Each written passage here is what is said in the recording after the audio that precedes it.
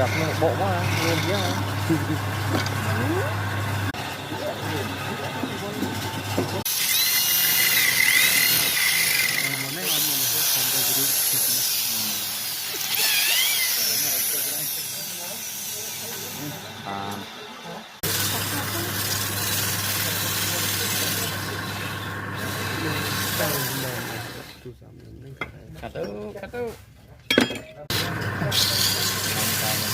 kata punya nabi lah.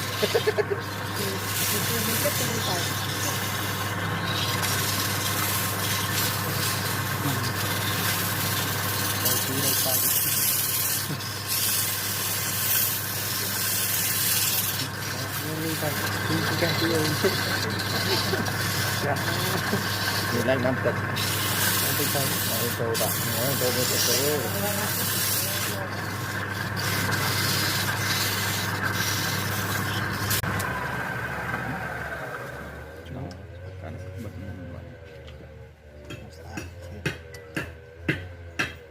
ผมจะมาทาอดสะอาดเลย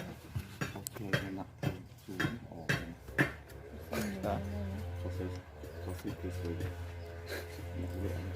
อยู่นะกราบการไป